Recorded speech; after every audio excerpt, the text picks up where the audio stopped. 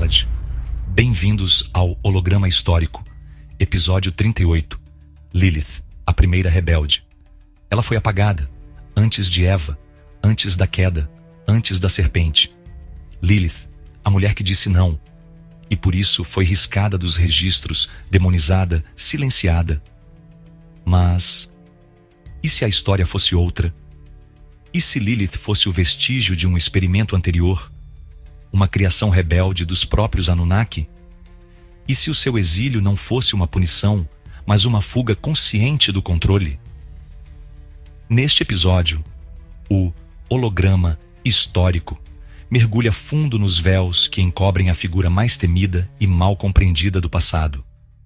Revelaremos as conexões esquecidas entre Lilith e os deuses antigos, a engenharia da serpente, o holograma do Éden e o retorno da primeira, como símbolo da verdade oculta que está despertando agora, neste exato momento. Se você já sentiu que não pertence à história oficial, talvez este episódio seja o seu chamado. Capítulo 1. A que veio antes de Eva. Muito antes das luzes da criação iluminarem o Éden, havia silêncio. E no centro desse silêncio, uma presença. Um nome quase esquecido, sussurrado entre véus de poeira e tabu. Lilith.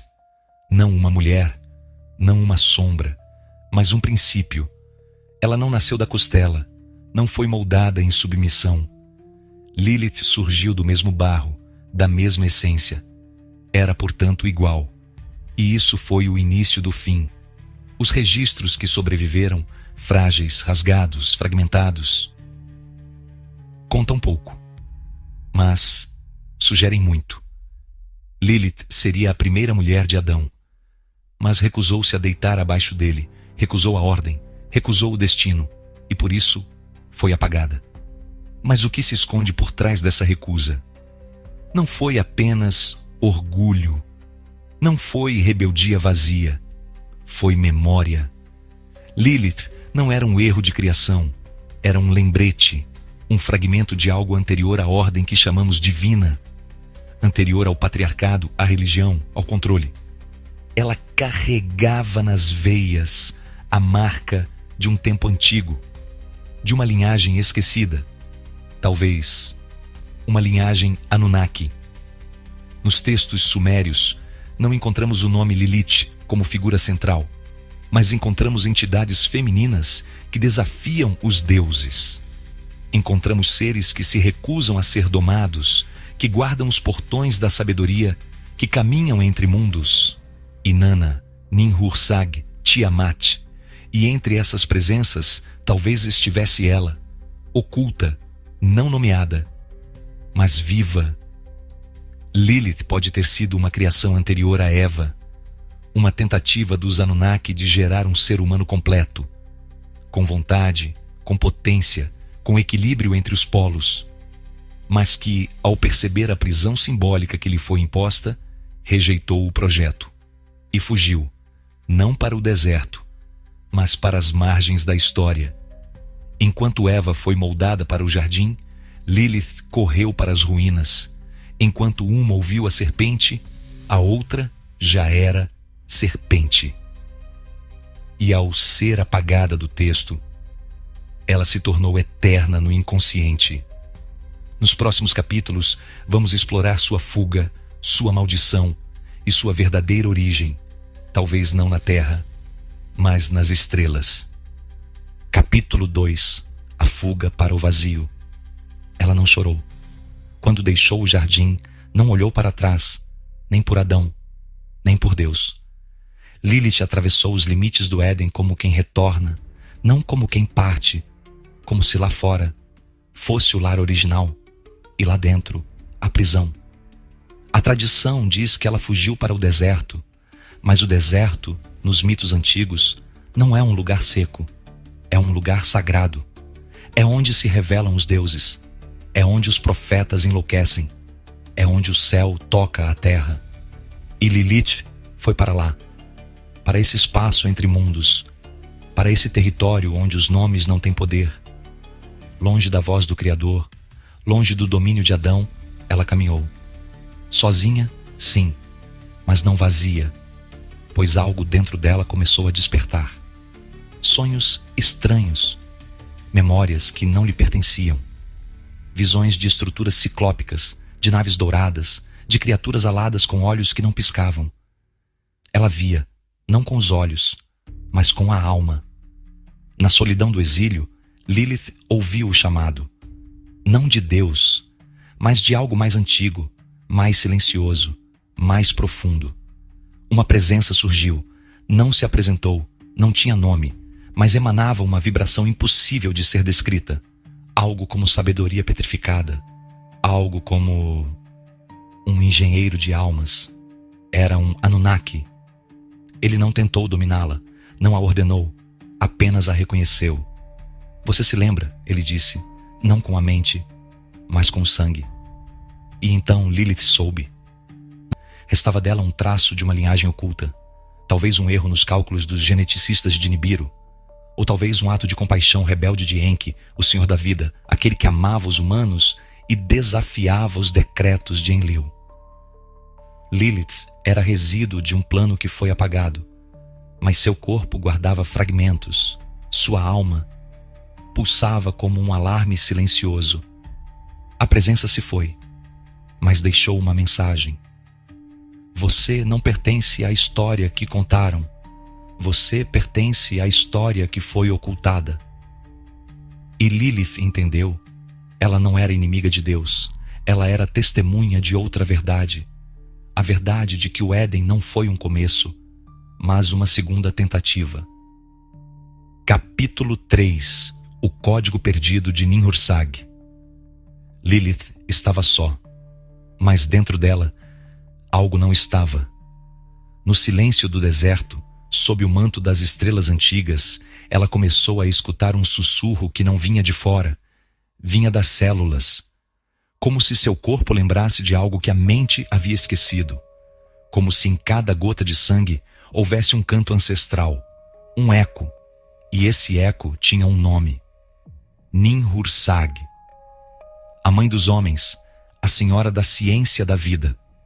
Nos registros sumérios, Ninhursag foi aquela que moldou o ser humano a partir da argila da terra e da essência de Nibiru. Ela conhecia os MI, as tábuas do destino. Sabia como misturar códigos, como despertar potencial, como ocultar sementes. E talvez tenha feito exatamente isso com Lilith. A tradição conta que Lilith foi criada do mesmo barro que Adão. Mas talvez esse barro tivesse um ingrediente oculto, um resquício do projeto original, algo que Enki e Ninhursag haviam escondido dos olhos de Enlil, um código, um traço genético de soberania, algo que não se curvava, que não obedecia, que não aceitava ser posse. Lilith começou a sentir, não como emoção, mas como frequência. Certa noite, sonhou com espirais de luz, com símbolos flutuando no ar, com um templo em ruínas onde vozes femininas recitavam fórmulas antigas. Acordou com as mãos tremendo, e por um instante, ela sabia como criar vida, não como uma deusa, mas como uma descendente de quem sabia moldar a carne. Ela tentou contar a outros errantes, a homens, a sacerdotes, mas foi tida como louca, como bruxa, como maldição. Afinal, o conhecimento que ela carregava não era permitido. Não por Deus, não pelos homens, nem pelos próprios Anunnaki, porque ela carregava o código rebelde de Ninhursag. Esse código estava dormente, mas não destruído. Era um fio de luz entre os séculos, um potencial adormecido, como o DNA que a ciência moderna chama de lixo. Lilith não era lixo. Ela era o que foi rejeitado por brilhar demais. E foi nesse brilho oculto que ela se reergueu, não como esposa, não como mãe, mas como portadora da lembrança proibida. Capítulo 4. A caçada dos filhos de Enlil. Por muito tempo, ela caminhou em silêncio, entre grutas e montanhas, entre templos esquecidos e florestas densas. levando consigo apenas o que os antigos chamavam de lembrança viva, um fragmento de sabedoria oculta, um brilho escondido nos olhos, um código respirando sob a pele. Mas nenhum segredo dura para sempre, e em algum ponto da eternidade, os olhos do céu se abriram. Enlil, o senhor da autoridade, o guardião da ordem dos céus, soube que algo havia escapado do controle. Soube que o projeto de Enki e Ninhursag não havia sido completamente extinto. Soube que Lilith ainda vivia. E não apenas vivia, evoluía. Foi então que os enviados partiram. Não eram anjos, como a tradição posterior descreveu. Eram filhos de Enlil, agentes do silêncio, portadores da frequência do apagamento. Eles não gritavam, não sangravam, eles simplesmente deletavam. Chamavam-se por nomes que já se perderam nas areias do tempo. Mas sua missão era clara: apagar o rastro, eliminar o ruído, manter a ordem. E Lilith era ruído. Eles a seguiram através de encostas e desertos, mas nunca a encontravam diretamente. Porque Lilith não se escondia no espaço, ela se dissolvia nas frequências. Seu corpo havia aprendido, seu sangue havia despertado. Ela era agora uma viajante entre planos, entre as frestas do tempo, entre o visível e o sonhado. Mas mesmo assim, a caçada se intensificava, porque Lilith não era só uma mulher rebelde, ela se tornara um símbolo. Outras mulheres começaram a sonhar com ela. Outros homens começaram a lembrar de uma figura que os visitava nas madrugadas. E os sussurros se espalharam. Ela voltou. A ordem entrou em pânico, porque não se pode matar um símbolo, não se pode silenciar um eco. E quanto mais tentavam caçá-la, mais Lilith se espalhava. Mas mesmo assim, os filhos de Enlil não desistiram, porque sabiam que se Lilith continuasse crescendo, o código de Ninhursag voltaria à superfície. E com ele, o fim da hierarquia. Capítulo 5. A filha da serpente. O tempo já não tinha a mesma forma, dias passavam como séculos, cidades surgiam e desapareciam, e entre as ruínas e as sombras, Lilith caminhava, não como mulher, mas como lembrança viva de um mundo apagado.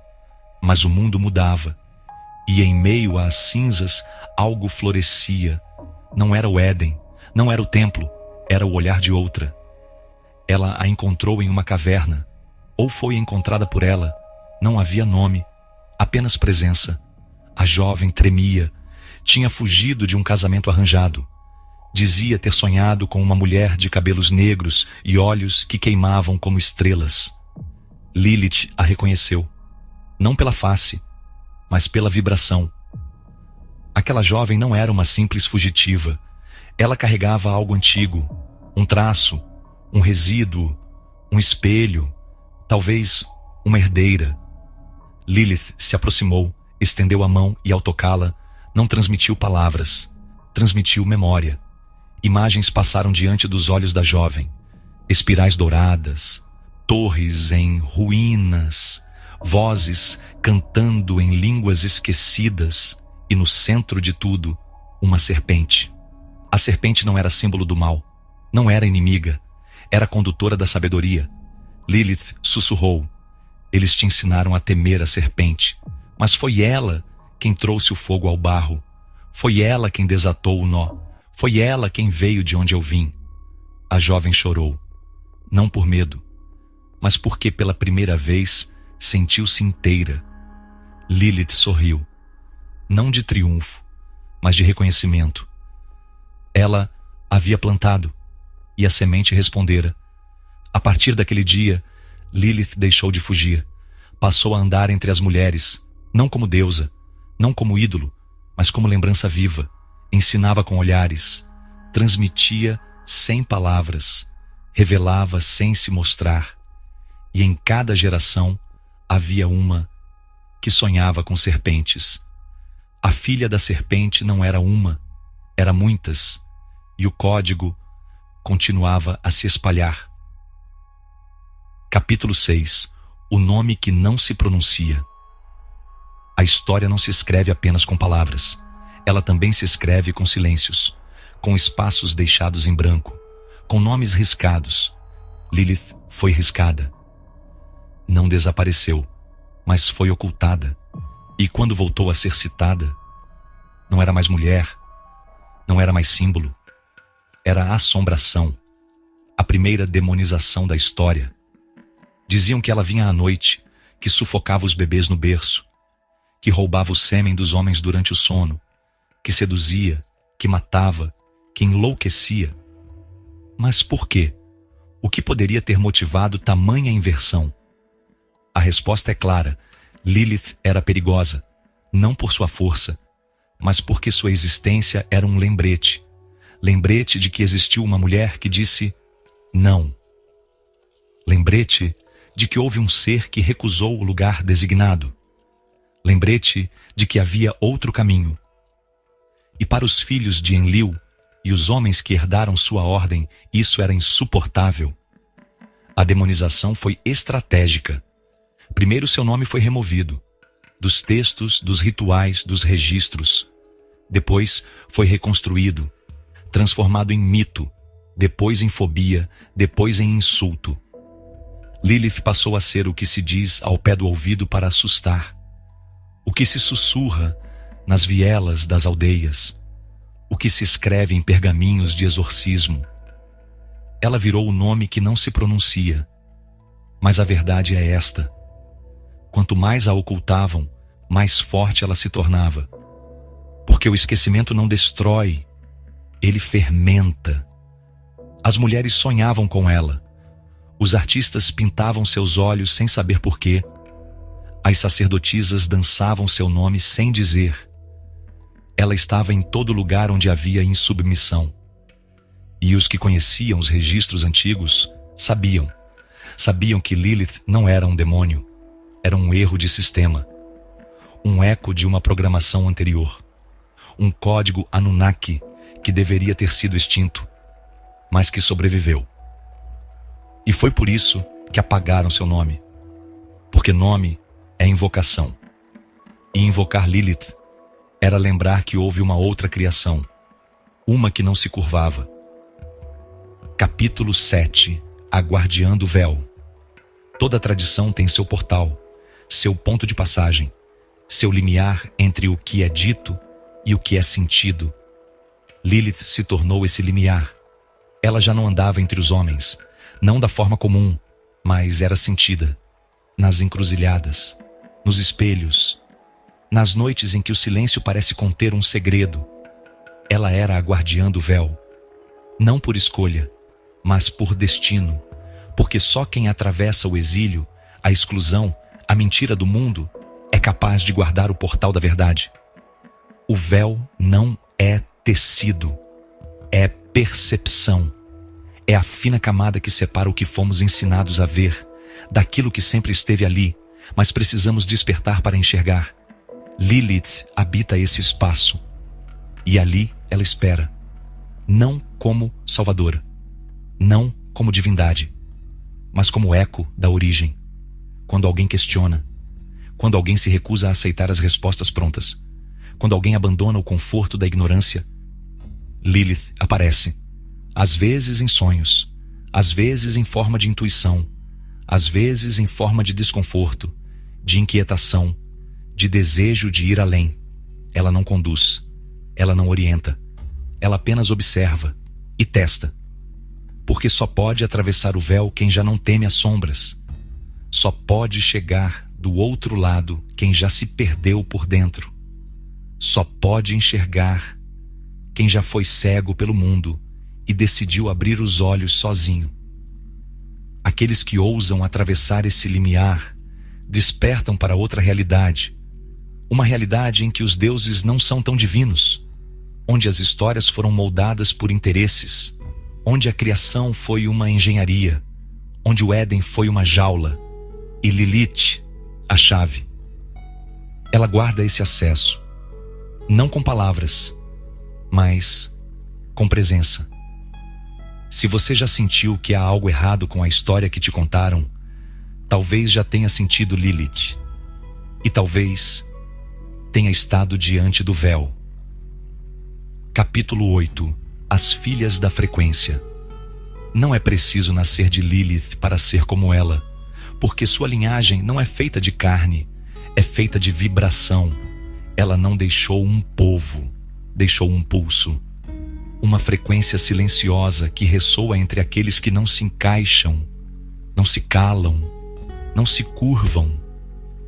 Chamam-nas de intensas, chamam-nas de difíceis, chamam-nas de erradas, mas no fundo são apenas sintonizadas, sintonizadas com algo que os outros esqueceram, algo que elas nem sempre sabem nomear, mas que pulsa nos ossos, nos sonhos, nos atos involuntários de coragem.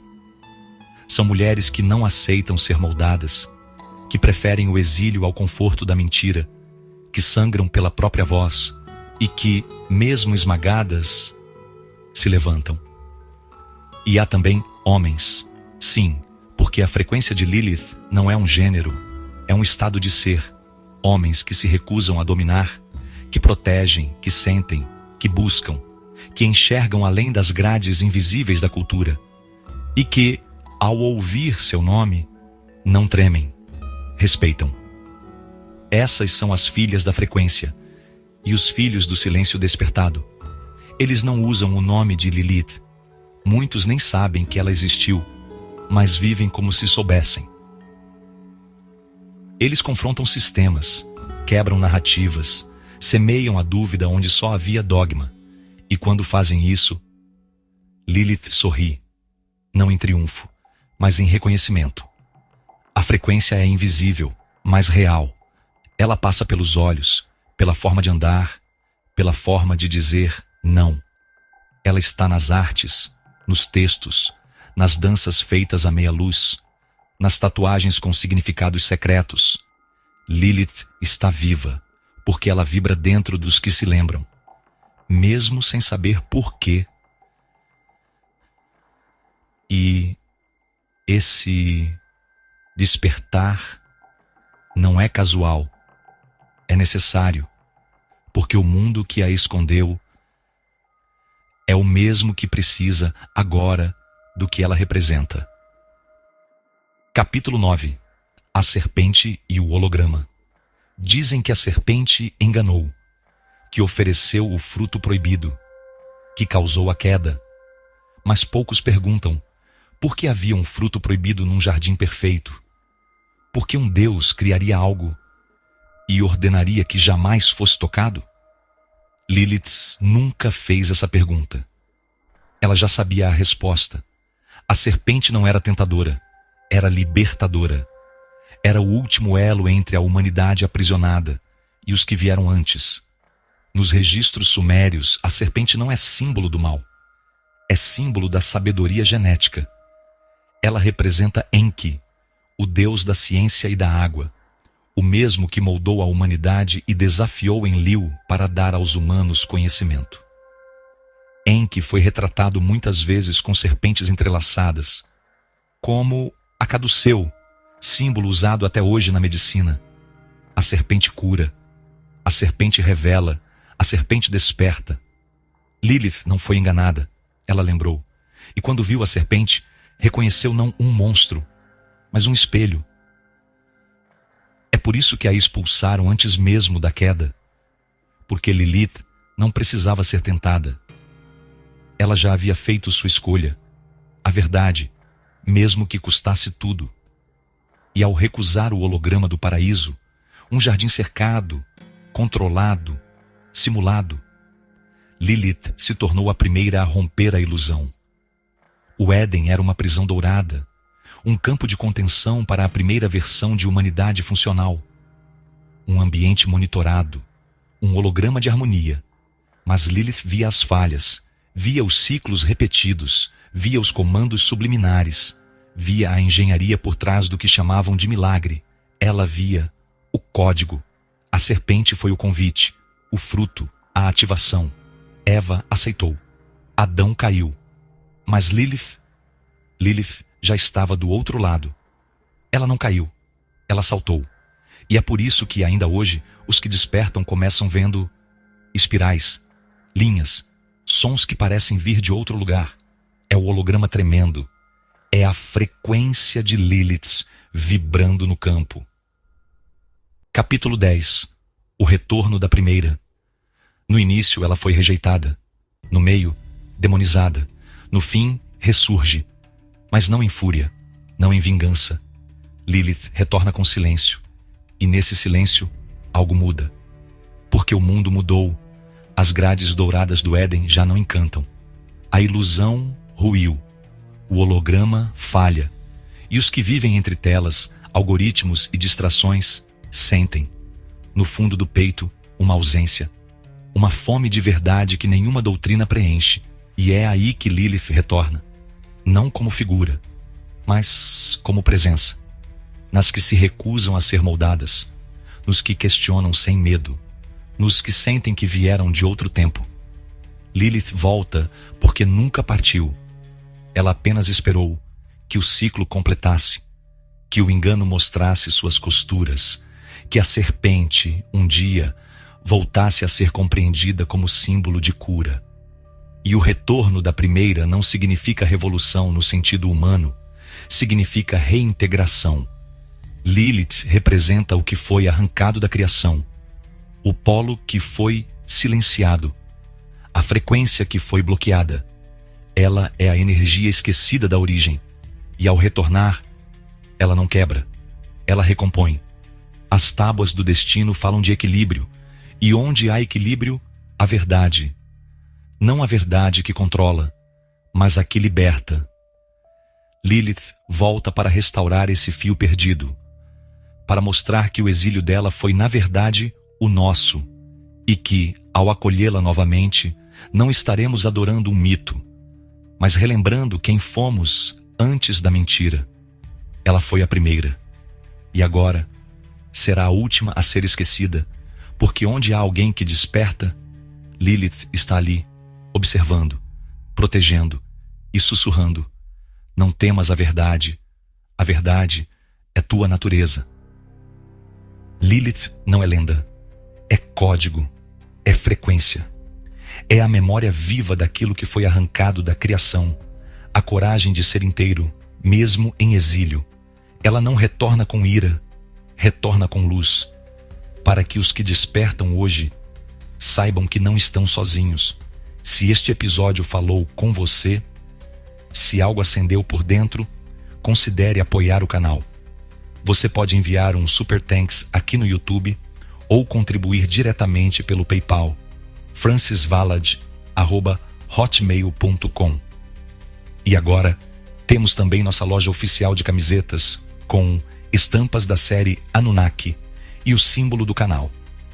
O link está na descrição do vídeo.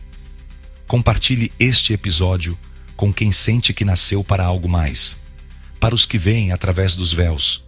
Para os que reconhecem Lilith não como monstro, mas como memória da origem.